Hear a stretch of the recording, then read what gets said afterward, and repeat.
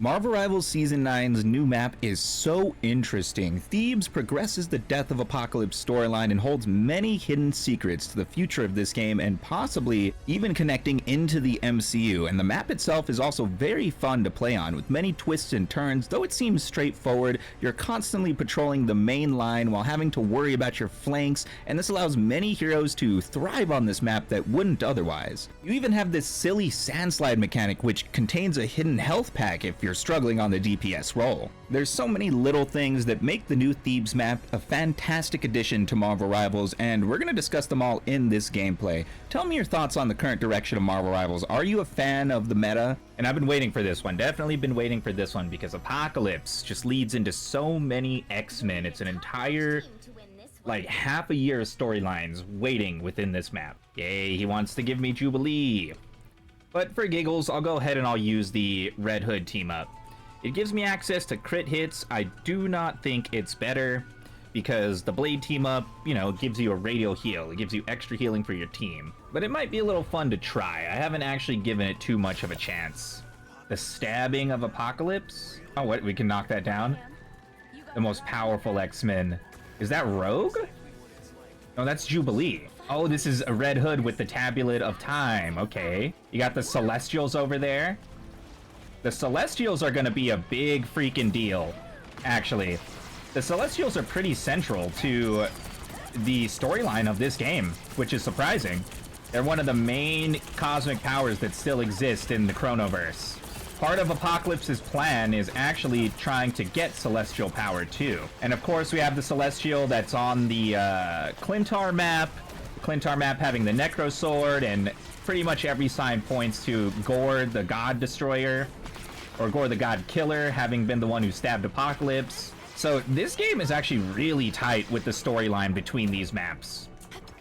It's very, very likely that the Celestials are going to become like a super important active factor in this game. And that might mean some playable Eternals.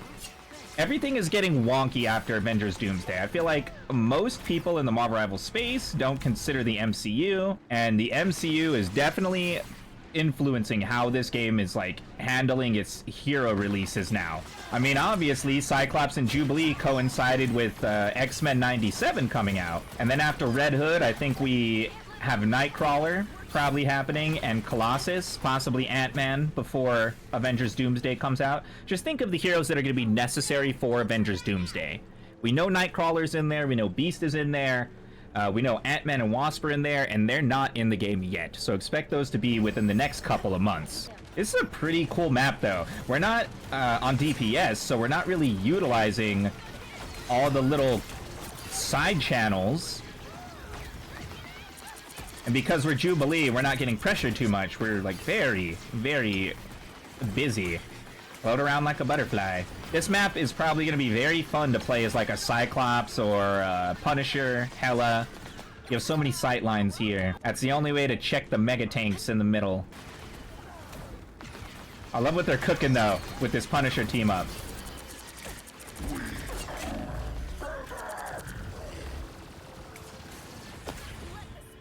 I got an ult, but I didn't feel like that was the moment. Out of sequence is what it is. Oh my god, he actually survived that? Now is time for ult. Quick tip about Jubilee's ult that I feel most people aren't getting. You see the yellow orbs? You actually gotta be hitting your teammates with the yellow orbs for it to do max healing. And it'll also do damage to enemies. But if you're not hitting them with the orbs, then you just have the push-pull effect. It's not that good. Or let me put it this way. The real way to even, like, come close to Luna's ult is to make sure you're hitting with those orbs. Otherwise, you're underperforming. You're not even a Mantis ult. We got through that second leg pretty quick. But that reminds me a lot more of, like, Ultron's spot. That's weird, huh? Future tech. But that's one of Apocalypse's things. Apocalypse goes through all the universes. He's constantly incorporating tech into himself. He's very much like a Brainiac, to use a DC character. Oh, brother's all the way in the back. Not even with his team. We got Khonshu's up here. How could Khonshu betray us like that? Or maybe they're trying to keep Apocalypse locked up in the Tomb of Khonshu. Apocalypse was Egyptian before Moon Knight was, you know what I'm saying? Ooh, I mean, you see this? You see how there's channels up on the side? This is a perfect spot to be throwing some ults from. We haven't had to do anything crazy this round.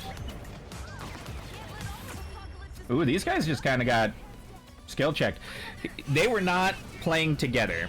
They had that new map drama thing going on, you know? Some people were exploring, some people were trying to hold point, and there was no team coordination there. Let me say, when it comes to desert maps, it's very easy for them to not be fun to play because desert maps are usually not fun to look at. This one has a vibe. The Egyptian flavor definitely makes this map. Yep, we get the defense. That's nice. And hopefully I can be a DPS. I'd love to lock in my Lord Cyclops. I just got this thing. Isn't this always how it goes? I feel bad for this Devil Dino because this is the Devil Dinosaur effect. When you pick Devil Dinosaur, people just assume you can solo tank. He's just a regular tank now, guys. I don't care that he's 12 feet tall, but we'll back him up with our accuracy. Ooh, so we're coming out of this spawn room, giant scimitar. We'll see it from a different perspective. We're not all the way at the far back yet. 4, 3. Oh, I haven't even used the chrono vision. Yo, that's a lot of destructibility. Hold up here. Look at all that. Maybe we can do something with that after we learn the map, you know? Oof. Being a slow flyer in this meta, huh?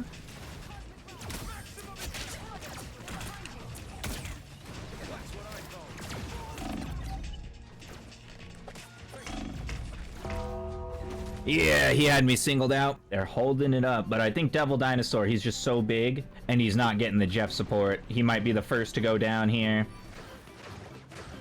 Because otherwise, he's just a big, chunky monkey. Yeah, this ain't working.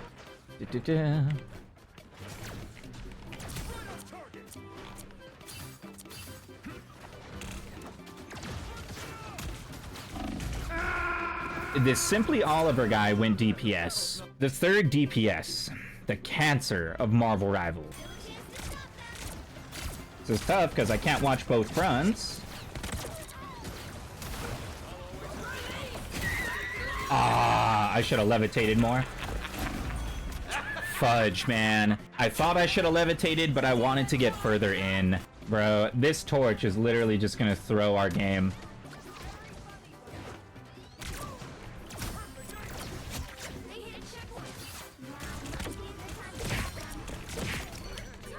That's what we do.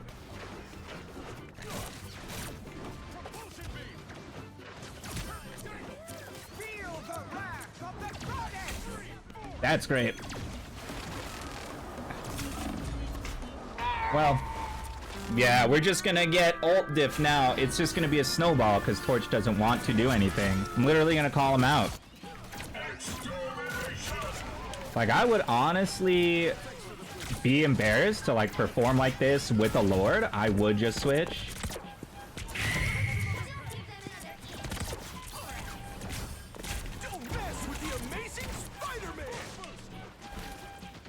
Yeah, I decided not to go back there. That was smart. Fuck, I'm dead. Oh, I was the only guy in front. I was the only guy who could like even hold it for a second. He baited Cloak and Dagger. Maybe that's something.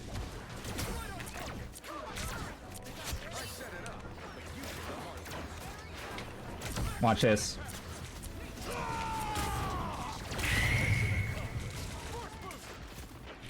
Got one. And that guy's dead? Nice. That's why I love the Phoenix Force team up. We got 5 minutes to defend this spot. Brother. Oh, brother.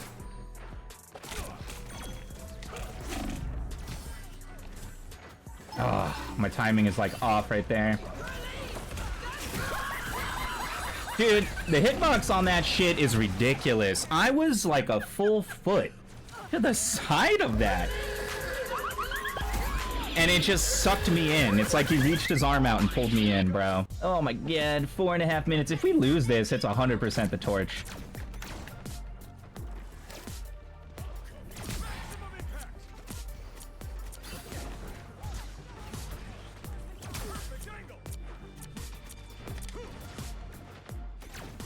I'm just gonna hit him with the ricochet every time I see where he is. He's never gonna come in at half health. See, if he comes in at half health.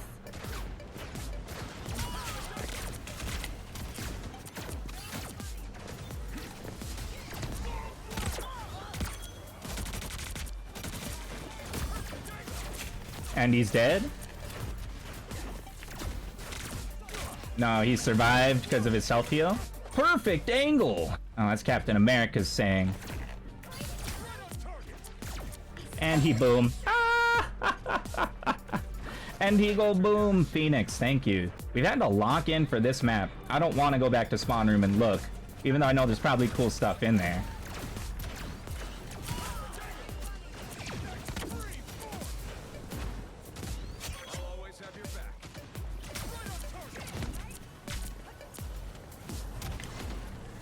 $255. I mean, we've been doing well so far. Oh, I actually touched him a tiny bit, like right on the shoulder. If I get him right in front of me and a jump, that's like the easiest. The most predictable pattern they could give me. It's crazy how this map turns around, though. The first one we had is Snowball. Now we have a very clean defense. See if they push through this. Big old fat chunky wall of health. No one was helping him there, dude. How come no one helps their devil dinosaurs? This is why the way pros talk about this game is actually unhealthy. Because now you got people thinking that a devil dinosaur can solo tank, bro. No one is helping this hero. No one is supporting their devil dinos. We only got to this point because our devil dino didn't have a tank, a backup. And then that devil dino dies for the same reason. We gaslit ourselves into thinking that teamwork doesn't apply because he's a big, fat, chunky dinosaur. Oh, man. The fall off plus just tapping her shoulder. She didn't even die. She's still alive out there. This is contentious. I got an ult. I just gotta save it. Fool. You fool.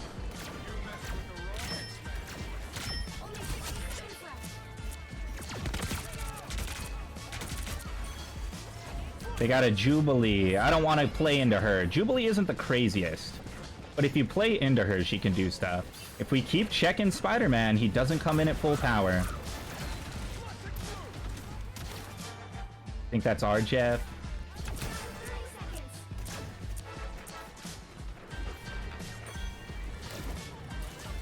I don't want to use my second ricochet on this guy.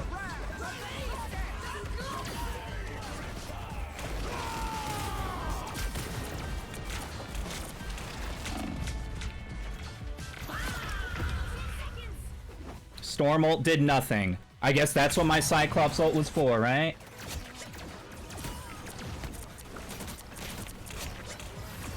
Nice, dude.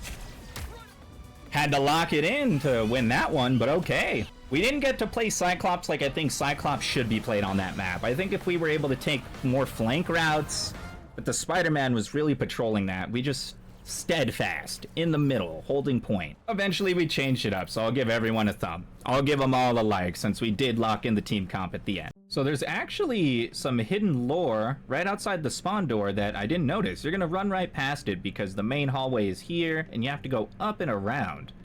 But this pretty much tells the story of Apocalypse. You know, he rose up, the first mutant able to combine technology and his abilities to subjugate the people and build himself a giant monument, and using that monument, he contacted the Celestials, and with the Celestial power, probably some other things as well, he became the king of everything, and these are his 4 horsemen right here. You know, based on the color we could tell we got death, war, pestilence, famine, until eventually the X-Men showed up and toppled his throne, and you got Wolverine, Cyclops, Phoenix, and for some reason Magic, but I put this down to how popular Magic has gotten in the recent era. And right next to this room, this door is closed. I think it opens after the match starts. In this room, we can see a portal, actually.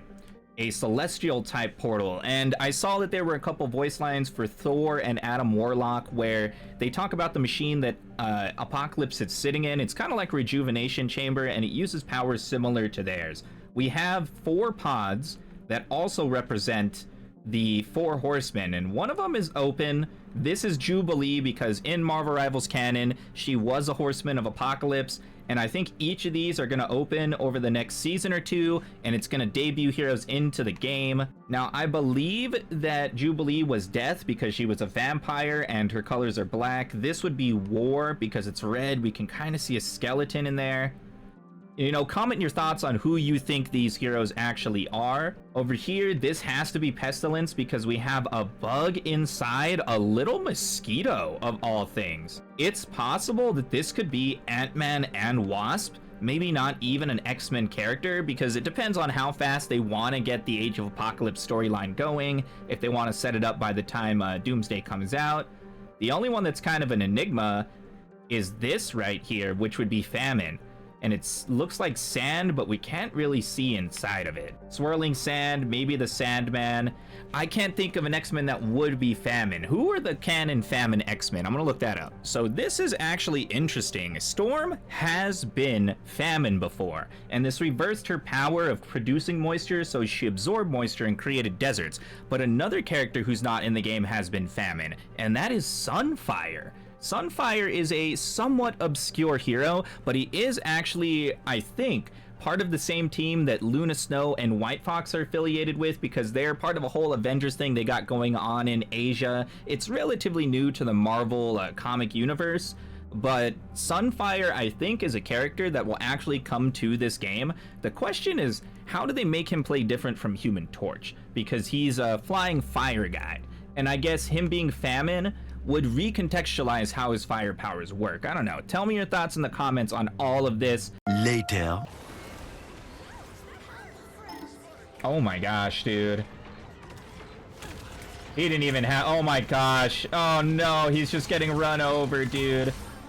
It's a massacre. Okay, so when we come out this door, it's actually off to the right. It's through where their spawn is.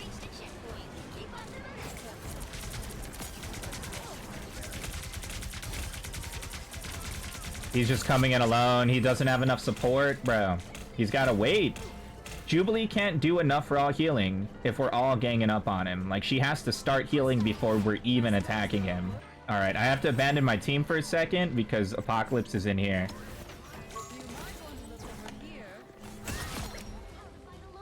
Poor Jubilee. Oh my god. Nice. Got that one done. I think that's all the map achievements now.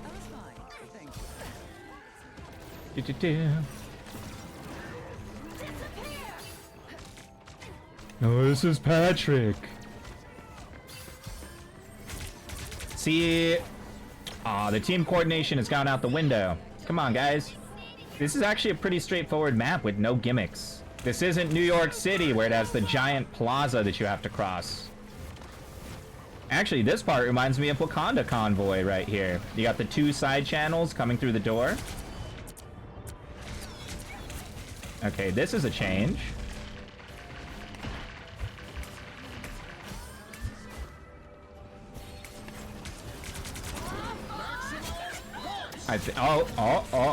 Yeah.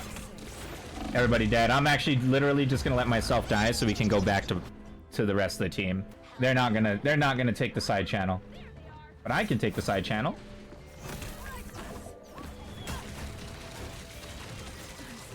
Now I'm just like, why didn't they take the side channel? Oh my god. Alright, that's fine. Jubilee down. That's very good for us. He's not gonna survive. That's a decent power if you can get to the back line. That did not work. Why are we standing looking at a Scarlet Witch exploding? What was that? That was the weirdest shit ever. Everyone just stood and looked at her. They gave her a fucking hero moment. What? Like, that's what happened at the first point. We swamped over the enemy team and they started autopiloting until suddenly they woke back up and now they're stopping us because we're autopiloting. Now our team is waking up. It's literally a matter of who loses focus, because it really seems like people just lose focus sometimes. I don't get that. It's so funny Mantis said focus on the battle, because it's literally what I'm saying, right? Going around, don't care. Hey, healers. See you later, ladies.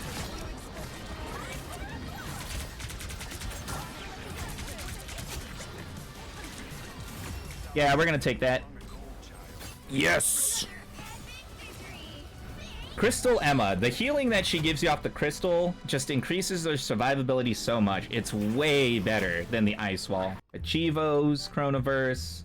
One emote in front of Apocalypse. Central elevator. Stop Moon Knight and deliver the crystal. Or deliver the engine, rather. Faith Harvesting Engine. I actually gotta go back to these maps so that I can finish these achievement points. But hey, if you enjoyed this video, be sure to like and subscribe. Tell me how you're feeling in the comments about the new Marvel Rivals Thieves map. And go follow me on Twitch because I'm live streaming very, very often now and I'm trying to pump those numbers up.